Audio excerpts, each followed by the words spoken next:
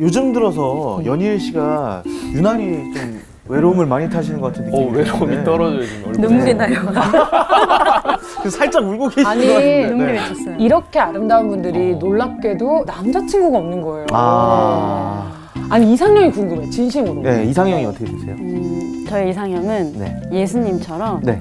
깊이 있게 낮은 곳을 바라보는 성품을 가진 사람이에요.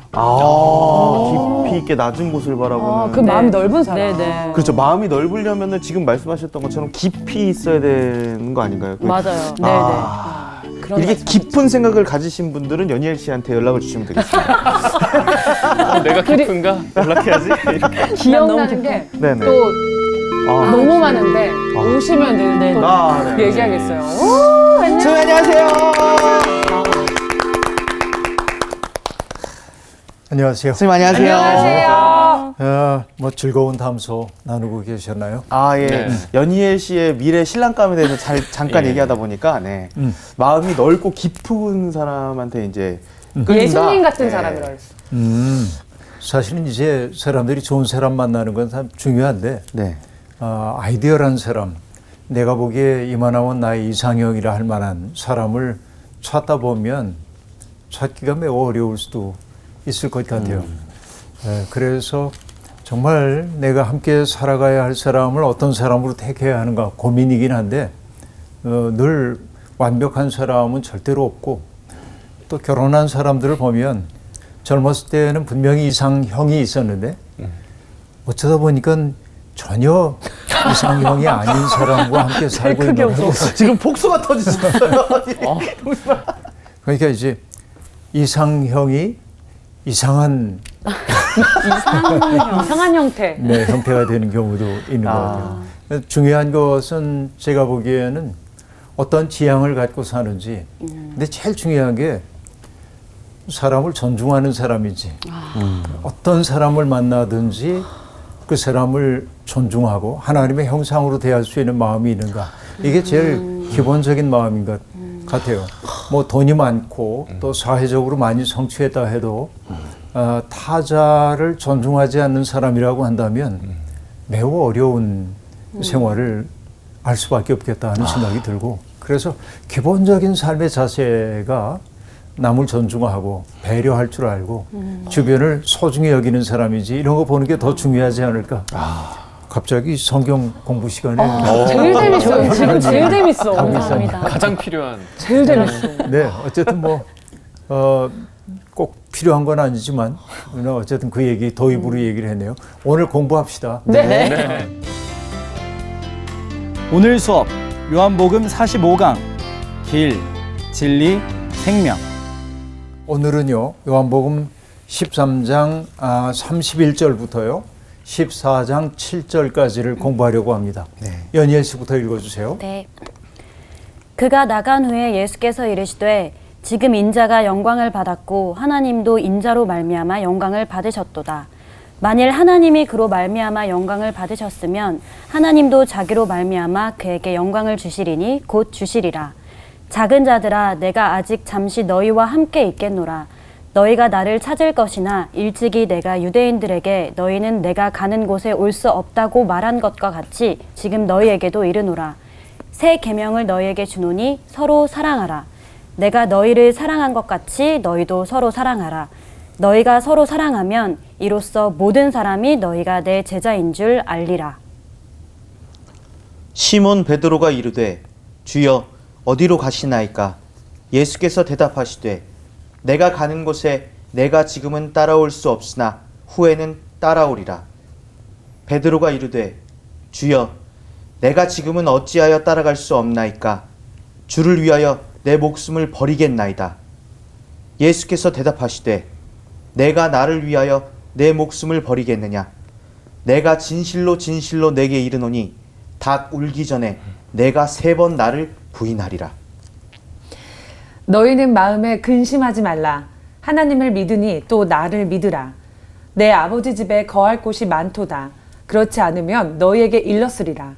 내가 너희를 위하여 거처를 예비하러 가노니 가서 너희를 위하여 거처를 예비하면 내가 다시 와서 너희를 내게로 영접하여 나 있는 곳에 너희를 있게 하리라. 내가 어디로 가든지 그 길을 너희가 아느니라. 도마가 이르되 주여 주께서 어디로 가시는지 우리가 알지 못하거늘 그 길을 어찌 알겠사옵나이까. 예수께서 이르시되 내가 곧 길이요 진리요 생명이니 나로 말미암지 않고는 아버지께로 올 자가 없느니라. 너희가 나를 알았더라면 내 아버지도 알았으리로다. 이제부터는 너희가 그를 알았고 또 보았느니라. 네. 오늘 우리가 읽은 이 말씀은 예수님께서 유다가 당신을 배신할 것을 예고한 후에 벌어진 일을 보여주고 있습니다. 유다가 주님이 주시는 떡 조각을 받고 밖으로 나갔죠. 그때가 밤이었다고 이야기했습니다. 제자가 끝까지 돌이키지 못하고 결국 떠나갔습니다. 쓸쓸하죠, 주님이. 그런데 그때 내 마음이 괴롭고 쓸쓸하다. 너희가 이럴 줄 몰랐다 하지 않으시고 예수님이 하신 말씀은 그가 나간 후에 주님이 얘기하시죠. 지금 인자가 영광을 받았다. 지금 인자가 영광을 받았다라고 얘기합니다. 하나님도 인자로 말미암아 영광을 받으셨도다라고 말하고 있습니다. 우리는 흔히 영광 그러면 뭐죠? 어떤 게 영광이에요? 빛나는 거죠. 높임 받으시는. 그래서 높임 받는 거죠. 그러니까 우리가 뭐 누군가가 나를 칭찬해주고 그러면은 아유 영광입니다. 또 정말 만나고 싶었던 분을 이렇게 만나게 될 때 만나 뵙게 돼서 참 영광입니다. 이렇게 얘기하잖아요. 영광이라고 하는 말은 상대방을 높이기 위해 사용할 때가 우리가 많이 있습니다. 그런데 예수 그리스도가 영광을 받으셨고 인자로 말미암아 하나님도 영광을 받으셨다고 얘기를 하고 있는데 자 이게 등을 맞대고 있어요. 유다의 배신. 근데 영광 연결이 안 돼요. 연결이 지금 안 되잖아요. 그렇죠? 배신의 쓰라림을 하소연하셔야 할 그 시간에 인자가 영광을 받았다라고 얘기를 하고 있습니다. 우리가 요한복음 공부하는 첫머리부터 계속 해온 얘기지만은 요한복음에서는 예수님은 보냄을 받은 자라는 자의식을 갖고 사셨고 보냄을 받았다고 하는 말은 보내신 분이 있는 것이고 보낼 때는 소명이 주어졌었겠죠. 그러니까 영광이란 뭐예요? 보냄을 받은 자가 보내신 분이 맡겨준 소명을 온전히 이루고 보내신 분에게로 돌아가는 것이 영광이죠. 그러니까 유다를 통한 배신이 결국은 예수 그리스도의 소명의 완성으로 이어질 것임을 주님은 내다보고 있는 것입니다. 하나님이 하시는 일은 언제나 놀랍죠. 선한 뜻과 의지를 가진 사람들을 통해서도 일하지만 하나님의 뜻을 정면으로 거스리는 사람들의 일을 통해서도 하나님의 일을 진척시키시죠. 이것이 하나님의 섭리의 신비라고 얘기할 수 있겠는데 그렇기 때문에 우리는 하나님을 신뢰해야 할 필요가 있습니다. 나는 실패해도 하나님은 실패하지 않으실 거다 하는 믿음을 품어야 하는 거죠. 주님은 그렇게 당신에게 주어져 있는 운명을 받아들이심으로 회피하려 하지 않고 받아들임으로 하나님께 영광을 돌리려 하고 있습니다. 자, 만일 하나님이 그로 말미암아 영광을 받으셨다고 한다면 하나님도 자기로 말미암아 그에게 영광을 주시리니 곧 주실 것이다 하고 말합니다. 자, 보냄을 받은 자가 보내신 분의 뜻을 온전히 수행함으로 영광을 받았어요. 그러면 보내신 분은 보냈던 이가 완수한 그 일을 보고 기뻐하겠죠. 그리고 그에게 마땅한 영광을 또 돌려줄 거라고 얘기를 하고 있습니다. 그죠? 그러니까 결국 하나님이 영광을 받으셨던 것은 언제입니까?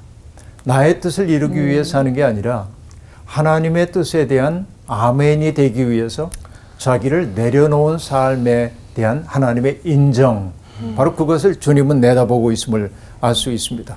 그러니까 그리스도인들이 추구해야 할 영광이 있다고 한다면 그것은 높아지는 게 아니에요. 굳이 또 낮아지는 것만이 영광이라고 할 수 없어요. 그분이 나를 통해 하시려는 이 일을 이루는 일이죠. 아멘 하는 거. 그분의 뜻에 대한 아멘이 되는 거. 바로 이것이 영광일 것이고 예수 그리스도의 경우에는 주님이 하나님이 주실 영광이라는 것은 결국 부활하시고 승천하심으로 온 우주에 대한, 온 인류에 대한 통치권을 갖게 되는 게 영광이 될 겁니다. 앞으로 이제 이 얘기는 더 나와야 하겠습니다만, 그렇죠? 그리고 주님이 말씀하십니다. 주님은 이제 당신의 운명을 다 받아들이셨어요. 그러나 여기 남겨져 있는 제자들은 여전히 깊은 깨달음의 자리에 가지 못했습니다. 그러니까 이러셨을 것 같아. 이렇게 바라봐요. 하나하나. 이렇게 바라봐요. 그리고 딱 해요. 나중에 주님이 떠난 이후에 혼돈에 빠질 수밖에 없는 그들이 딱 해요. 그러니까 그들을 향해 주님이 하시는 말씀이 이렇게 호칭합니다. 작은 자들아. 네? 작은 자들아. 내가 아직 잠시 너희와 함께 있겠노라. 너희가 나를 찾을 것이나 일찍이 내가 유대인들에게 너희는 내가 가는 곳에 올 수 없다고 말한 것과 같이 지금 너희에게도 이르노라 라고 말합니다. 여러분, 요한 공동체, 그러니까 요한이라는 이름으로 쓰여져 있는 문서들을 중심으로 신앙생활을 해왔던 요한 공동체는 그 장로들이 신자들을 지칭하는 말이 되게 자녀들아 그렇게 말합니다. 자녀들아 하고 말하고 있는데 여기에서는 지금 작은 자들아 하고 말하고 있습니다. 아직은 제자들이 스승이 가시는 십자가의 길을 온전히 이해하지 못하고 있습니다. 고난을 통해 다가오고 있는 구원의 신비에 들어가기까지는 아직은 그들의 자아의 지각들이 깨지지 않은 상태라고 얘기할 수 있겠습니다. 하지만 주님이 그들을 작은 자라고 말하셨던 까닭이 뭐예요? 때가 이르면 그들이 상처를 받을 거고 그 상처를 통하여서 뭔가 깨달음이 들어오게 될 것임을 내다보고 있기 때문이죠. 여러분, 레오나드 코헨이라고 하는 분이 할렐루야라는 노래로 유명한 분인데 그분의 안셈이라는 노래가 있어요.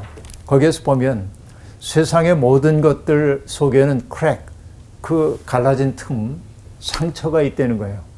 그런데 그 다음에 뭐라고 하냐면 그런데 그 상처를 통해 빛이 들어온대요. 네?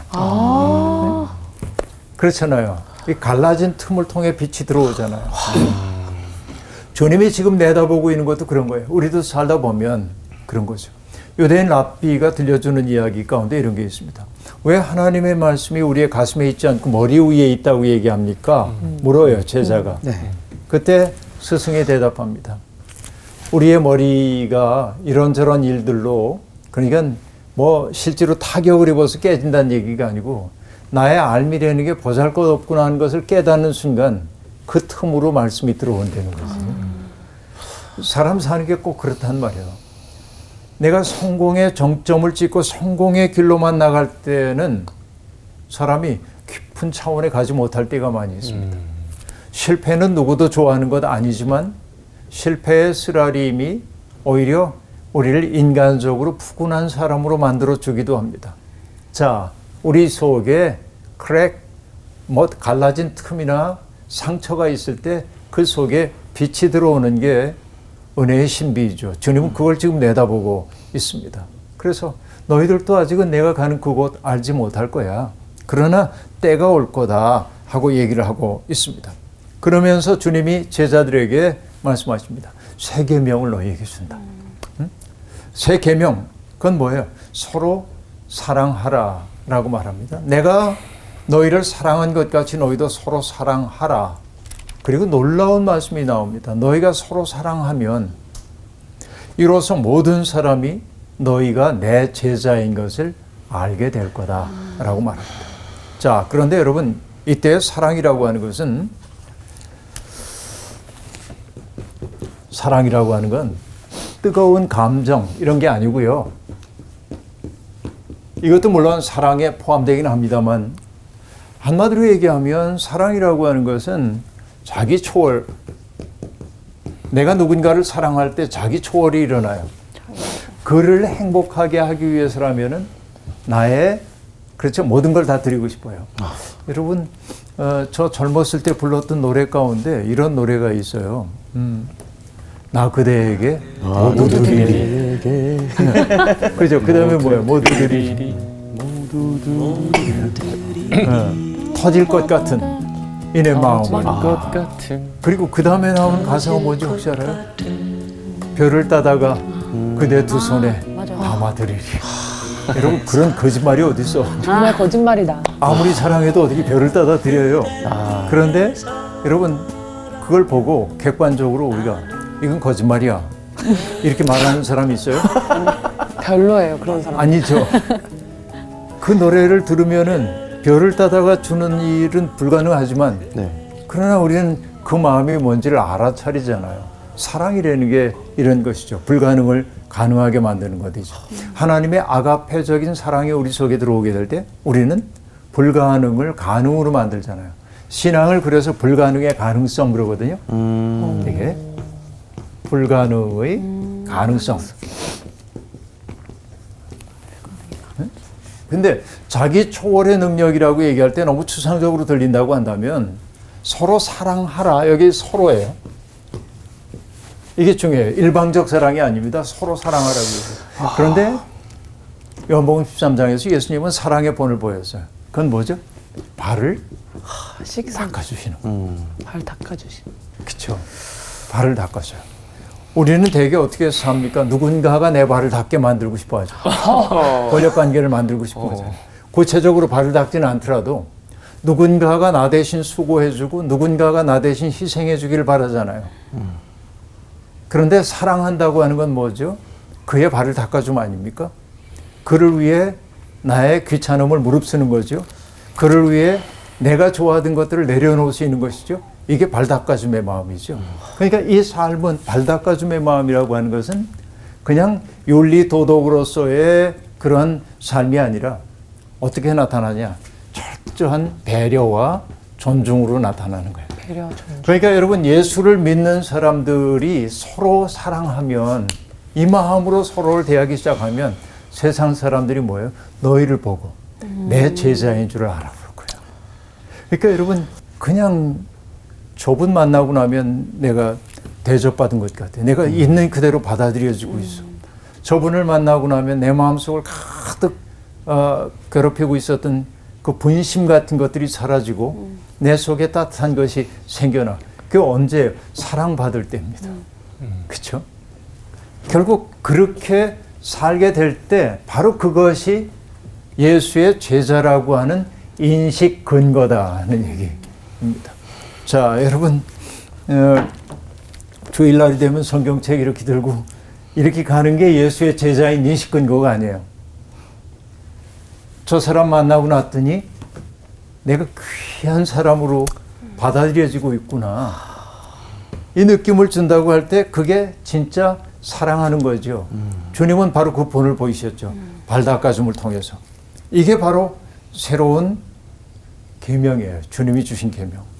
그러니까 율법의 계명들 이러이러한 거 지키고 하지 말아야 될 것 안 하고 그 계명이 아니라 그 계명을 다 뭉뚱그리면 두 마디로 얘기할 수 있는데 하나님 사랑과 이웃 사랑인데 결국 하나님 사랑이라는 것이 진실하다는 것을 입증하는 것은 뭐냐? 발 닦아줌으로 나타나야 한다.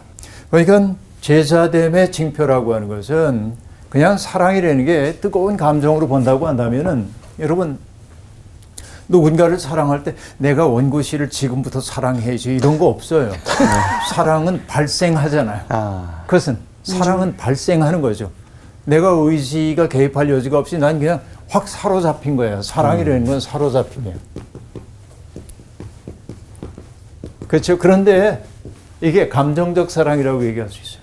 근데 감정적 사랑을 넘어서는 진정한 사랑이라고 하는 건 뭐냐면 되는 사랑이 아니라 하는 사랑을 시작해요. 해야 돼. 저절로 되는 게 아니라 의도적으로. 그렇죠.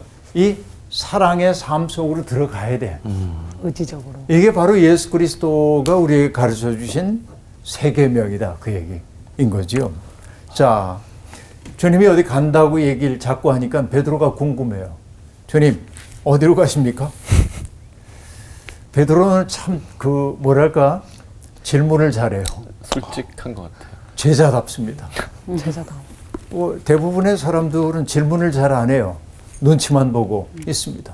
근데 베드로는 모르는 걸 모른다고 그래요. 어디로 가세요? 예수님이 대답하십니다.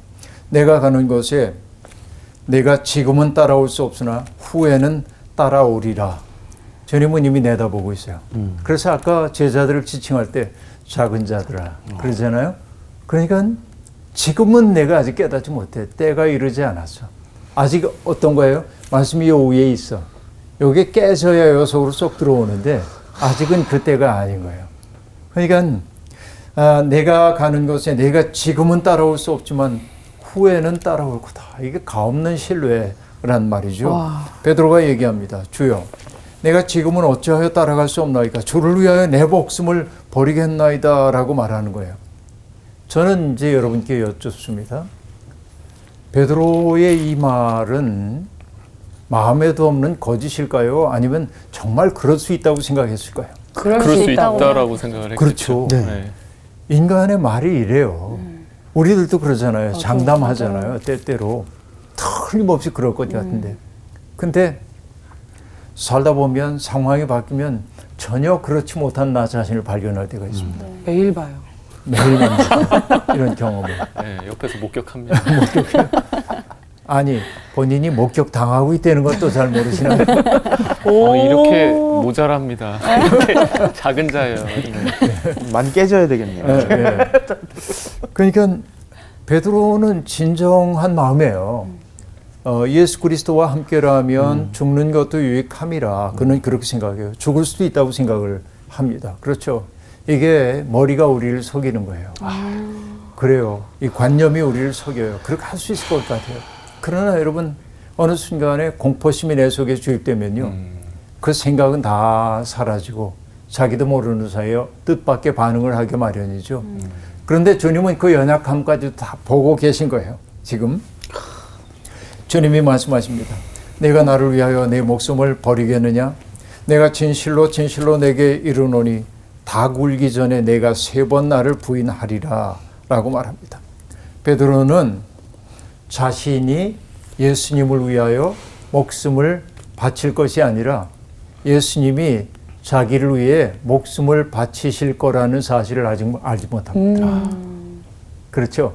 이 역설을 그는 아직 이해하지 못하고 있습니다. 내가 나를 부인할 거다라고 얘기합니다. 그러나 주님은 아십니다. 그를 아십니다. 내가 부인할 거라고 하는 그 얘기는 베드로에 대한 비난이 아닙니다. 너의 연약함을 내가 안다. 내가 어쩔 수 없이 그렇게 넘어질 수밖에 없는 사람인 걸 내가 알아. 그리고 얘기하죠. 그의 유한함을 지적하기 위해서 하는 얘기입니다. 닭 울기 전에 내가 3번 나를 부인하리라 라고 이야기합니다. 그렇죠? 닭 울음소리. 이게 문득 신호가 돼가지고 주님의 말씀을 떠오르게 하기도 하겠죠. 그때 예수님이 말씀하십니다. 너희는 마음에 근심하지 말아라. 왜냐하면 근심이 지금 찾아왔잖아요. 너희는 근심하지 말아라 하고 말합니다. 여러분 우리 인생이라고 하는 게 찬송에도 나옵니다만 속의 근심, 밖의 걱정, 늘 시험하는 세상 아닙니까? 그렇죠. 우리는 늘 그런 시험과 근심 속에 시달리며 살잖아요. 그런데 내가 근심하고 싶어서가 아니라 근심이 찾아오는데 근심하지 말라고 그러시니 어떡하라는 얘기예요. 맞아.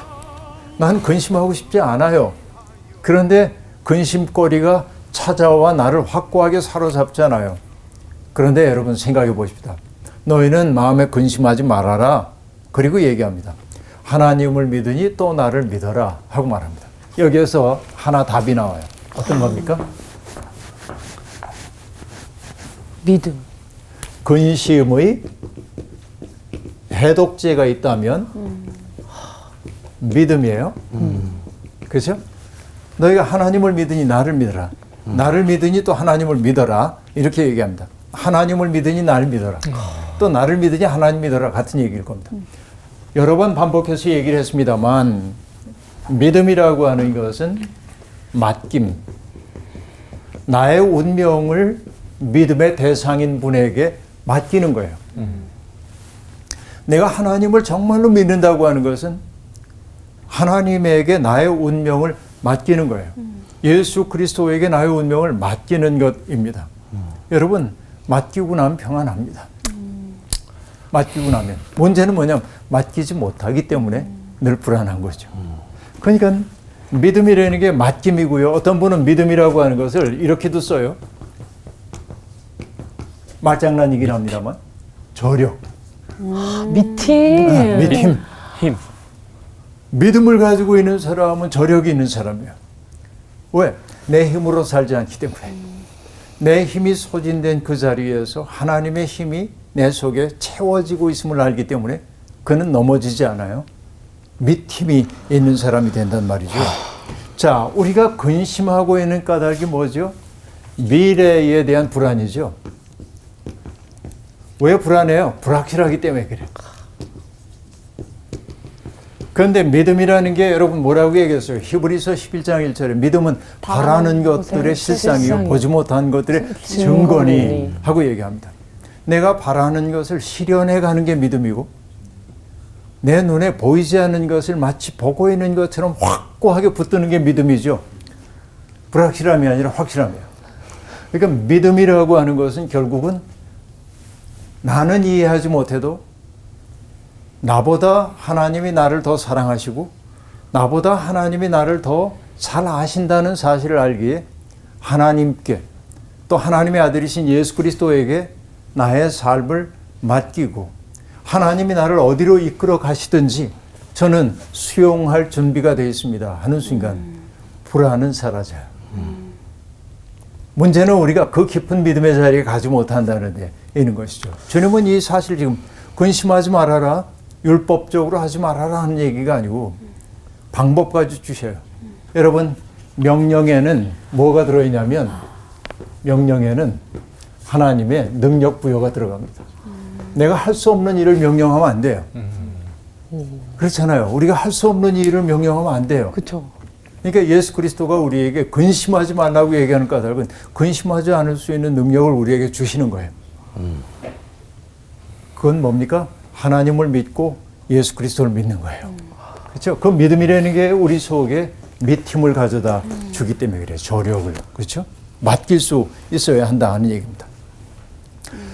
내 아버지 집에 거할 것이 많다라고 말합니다. 자, 여기에서 여러분 근심하지 말라고 얘기하고 내 아버지의 집 얘기를 합니다. 아버지의 집은 어디지? 하나님 나라. 우리가 그렇게 하나님 나라. 그죠? 아버지 집이라고 지금 얘기를 하고 있는데요.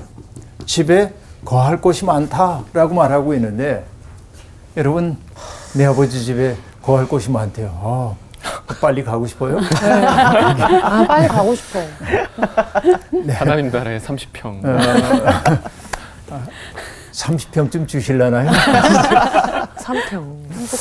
근데 여러분 여기에서 중요한 게 뭐예요? 여러분 그 내 아버지 집에 거할 곳이 많다고 하는 말은 뭐와 관련되냐면 예루살렘 성전을 머릿속에 그려보면 방이 많아. 예루살렘 성전에는 기물도 넣어둬야 되고 제사장들이 머물 공간도 많고 그런 것이지만 바로 그 광경을 머릿속에 그리도록 하고 결국 제자들로 하여금 하나님의 통치에 동참시킨다고 하는 말을 내 아버지 집에 거할 곳이 많다라는 말로 사용하고 있는 거예요 지금. 그러니까 너희들은 세상에서 근심해야 할 사람이 아니라 하나님께 모든 건 맡기고 근심으로부터 벗어난 사람이 되기 시작할 때 하나님의 통치에 동참하는 사람. 내면의 공간이 활짝 열린 사람. 내면의 공간이 열려가지고 동전씨도 품어 안을 수 있고 또 반대쪽에 있는 연희에서도 품어 안을 수 있는 여백이 생겨나는 거예요. 내 아버지 집에 머물 곳이 많아요. 여기가 커지는 거네요. 네. 방이 커지는 그렇죠. 게 아니고. 네. 그러니까 여러분 정말 내 아버지 집에 머물 곳이 많다. 우리가 하나님께로 가면 그 속에 우리의 공간이 많아요. 자유의 공간이. 그 얘기를 주님 얘기하고 있는 겁니다. 하나님이 아니 계신 곳은 없지요. 마음을 열고 거기에 들어가기만 하면 되는 겁니다. 그래서 예수님이 말씀하십니다. 내가 갔다가 어떻게 해요? 너희를 위해 거처를 예비하면 내가 다시 와서 너희를 내게로 영접하여 나 있는 곳에 너희도 있게 하리라 라고 얘기를 하고 있습니다. 자, 이 얘기는 A라고 하는 장소에 살고 있던 너희를 B라고 하는 장소로 이동시켜 줄게 라는 말이 아니라 결국 주님이 하시는 말씀이 뭐예요?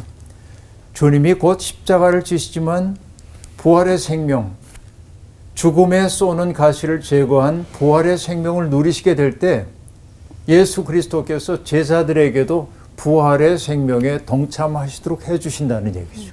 이게 나 있는 곳에 너희도 있게 하리라. 그렇죠? 그리스도의 부활의 삶 속에 너희도 동참하게 해주겠다고 얘기하고 있습니다. 제자들이 이 말을 알아들었을까요? 알아듣지 못했을까요? 못 알아들었을 거예요. 지금까지 행보를 보면. 네. 그렇죠. 네. 네, 확고하게 얘기를 하네요. 단호박. 주님이 말씀하십니다. 내가 어디로 가는지 그 길을 너희가 아느니라 라고 말합니다. 근데 모르겠는 거예요, 제자들은. 그래서 도마가 얘기합니다. 주여, 주께서 어디로 가시는지 우리가 알지 못하거늘 그 길을 어찌 알겠사옵나이까? 라고 말합니다. 제자들은요, 주님이 삶을 통하여 점점 유대교 성전 체제의 사람들과 로마 제국과 맞서 살고 계심을 알았어요. 여러분, 믿음의 삶을 산다고 하는 것은 어찌 보면 주류 세계의 흐름이 이렇게 흘러가고 있다고 한다면 이 주류 세계를 구성하고 있는 세상의 원리는 힘이 정의예요. 그래서 힘을 가져야 돼. 이게 이제 주류 세계예요. 근데 예수 그리스도가 가르쳐주는 삶은 뭐냐면은 사랑이 정의야. 네? 사랑이 정의야. 정반대의 길로 가고 있습니다. 여기는 섬김을 받아야 돼. 그런데 여기는 어떻게 하죠? 섬기는 돼. 삶을 살아야 돼. 여기는 자기가 살기 위해 남을 희생시켜요. 근데 여기는 뭐예요? 남을 살리기 위해 자기를 희생해요. 그죠? 네. 정반대의 길로 가고 있는 거예요. 그러니까 제자들에게 주님이 하고 계신 말씀이 뭐예요? 이런 세상에 우리가 살고 있지만 우리는 이 길로 가고 있는 거 너희 알지? 근데 제자들은 몰라요. 아직은. 자기들이 여기로 가야 한다는 사실을 아직은 잘 알지 못하고 있는 겁니다. 그렇죠. 그러니까 도마가 정직하게 얘기하는 거예요. 난 잘 모르겠습니다. 우리가 지금 어디를 향해 가는지 어떻게 알겠어요? 이렇게 이야기를 하고 있습니다. 그때 예수님이 하신 말씀이 여러분 요한복음에서 제일 중요한 구절 가운데 하나 있어요. 뭐예요? 한번 외워봐요. 나는 길이요, 진리요, 생명이니 나로 말미암지 않고는 아버지께로 올 자가 없느니라. 이렇게 얘기하잖아요. 웬만하면 다 외우잖아요. 그렇죠? 어디 가가지고 성경 시험 보면 성경 구절 아는 거 한번 암송해 보세요. 그러면 이거 하면 돼요. 그렇죠? 근데 이거 굉장히 중요한 진술입니다. 나는 이란 진술이에요. 에고 에이미 나는 뭐뭐이다 라고 하는 거. 하나님이 당신 소개할 때 했던 그 말의 어투를 지금 예수님이 쓰고 있어요. 그리고 길과 진리와 생명 얘기를 지금 하고 있습니다. 자, 길과 진리와 생명이에요. 나는 길이다, 나는 진리다, 나는 생명이다. 여러분, 요한복음에서 이게 예수 그리스도의 자기 진술이에요. 자, 길의 존재 이유는 뭐예요? 바라보라고 있습니까? 아니면은 걷기 위한 겁니까? 걷기 위한 것이죠. 이것은 걷지 않는 한 길이라고 하는 것은 무의미해요. 또 진리라고 하는 것은 여러분 A라고 하는 진리가 확정적으로 여기 있는 것이 의미가 있습니까? 별 의미 없습니다. 진리를 살아내야 하는 것이죠. 이건 살아내야 돼. 그렇죠? 생명이라고 하는 것은 뭐예요? 성장해야 돼. 성장해야 되죠. 이게 생명의 특색이죠. 그러면 나는 길이요 진리요 생명이라고 얘기할 때 이것은 예수 그리스도가 하나님의 아들이라는 사실을 보여주는데 이 길이라고 한 말에는 하나가 더 붙어야 돼요. 예수님은 어떤 길이냐? 십자가의 길이에요. 좁은 길. 주님은 우리를 십자가의 길로 인도해요. 십자가는 뭐예요? 남을 살리기 위해 나를 희생하는 삶이에요. 우리가 예수를 믿는다고 하는 것은 바로 이 길을 믿는 거예요. 그리고 진리라고 하는 것은 여러분 어떤 것이 진리입니까? 아까 얘기했던 살아내야 하잖아요. 그래서 이 앞에 있어야 되는 게 뭐냐면 성육신의 진리예요. 와. 진리를 삶으로 살아내야 돼. 내 육신으로 살아내야 되는 거예요. 이때 진리가 되는 거예요. 생명이라고 하는 것은 어떤 생명입니까? 죽지 않아요. 영원한 생명이에요. 그래서 이게 부활의 생명이에요. 기독교 신앙의 핵심이 여기에 다 들어가 있습니다. 길이요 진리요 생명이라고 하는 말 속에. 그러니까 예수 그리스도를 길로 고백한다고 하는 말은 내가 십자가의 길을 걷는다는 말이고, 예수 그리스도가 진리라고 고백하는 것은 성육신의 진리, 말씀이 육신이 되셨다고 하는 걸 고백하는 것이고, 또 주님의 생명이라고 하는 것은 주님 안에 죽지 않는 영원한 생명이 있다는 사실이고, 우리가 그것을 믿는다고 하는 것은 우리 또한 그 삶을 선택한다고 하는 말을 의미하는 거예요. 그래서 예수님이 얘기합니다. 나로 말미암지 않고는 아버지께로 올 자가 없다라고 말하죠. 그러니까 나, 이것은 예수 그리스도라고 하는 2000년 전에 살았던 한 존재로서의 나이기도 하지만, 이 나는 누구냐면 바로 이 삶을 구현한 분이잖아. 그러니까 우리가 하나님께로 가기 위해서 결국 선택해야 될 게 뭐냐면 십자가의 길, 성육신의 진리, 부활의 생명을 살아내기 시작할 때 비로소 우리는 아버지께로 가는 거고, 바로 그런 삶이 하나님께 영광 돌리는 삶이 되는 거죠. 그러니까 여러분, 앞에 나와 있는 이것을 다 떼어내고 막연히 주님은 길이시고 진리시고 생명이시고 주님 대단합니다, 저희가 영광의 박수를 돌려드리겠습니다. 이게 믿음이 아니란 말이에요. 아, 네. 무슨 얘기인지 아시겠죠? 네. 제가 잘 얘기를 했나요? 네. 예, 이게 이제 핵심에 속한다고 얘기할 수 있어요. 그러니까 여기서 말하는 나는 예수라고 하는 과거의 인물이 아니라 하나님의 뜻을 구현하기 위해 자기를 온전히 바친 삶을 나타내는 말이기도 하다. 이게 우리가 가져야 할 생각입니다. 그리고 예수님은 말씀하십니다. 너희가 나를 알았더라면 내 아버지도 알았으리로다. 이제부터는 너희가 그를 알았고 또 보았느니라 라고 말합니다. 자, 예수 그리스도가 구현하고 있는 저 삶이 곧 뭐냐? 하나님을 온전히 보여주고 있다. 하나님께로 간다고 얘기할 때 이만한 거리, 이 거리에 계신 하나님을 내가 여기로 간다는 말이라기보다는 이 삶을 살게 될 때 곧 하나님 품 안에 있음을 너희가 알게 될 거다. 하나님의 영원한 생명 속에 그대들이 들어와 있다는 사실을 비로소 알게 될 거고, 그리고 금방 얘기한 저런 삶을 온전히 구현한 존재가 예수 그리스도이기 때문에 주님은 이렇게 얘기합니다. 너희가 그를 알았고 또 보았느니라. 하나님을 보았어. 누구를 통해? 예수 그리스도를 통해서. 그러니까 우리의 삶이라고 하는 것은 하나님은 예수님을 통해 온전히 당신을 드러내셨어요. 우리가 해야 할 일은 뭡니까? 우리의 삶을 통하여 예수님과 하나님을 드러내 보여야죠. 너희가 서로 사랑하면 세상이 너희를 보고 나의 제자인 것을 알게 될 거다. 이게 우리에게 주어져 있는 신앙적 소명이라고 얘기할 수 있겠어요. 오늘 수업 여기서 마칠게요. 고맙습니다. 감사합니다. 감사합니다. 오늘도 머리가 깨지는 그런 시간이었던 것 같아요. 그 사이로 빛이 들어오는 그런 시간이었던 것 같은데, 최유정 선수 어떻게 들으셨나요? 그 연약함 또한 하나님 아신다. 근데 그 모든 게 너무 은혜처럼 다가와서 정말 내 머리털까지 내 이 마음 연약한 것까지 아시기 때문에 우린 다시 리셋 버튼을 누르고 일어날 수 있는 게 아닌가라는 생각이 들면서 내가 내 삶이 정말 향기가 가득했으면 좋겠다. 그러기 위해서는 매일매일 말씀을 살아내야겠다. 이런 생각이 들었어요. 하나님께서도 최유정 선수께서 계속 하나님한테 가까이 가려고 하는 걸 알고 계시기 때문에 아실 거예요. 네.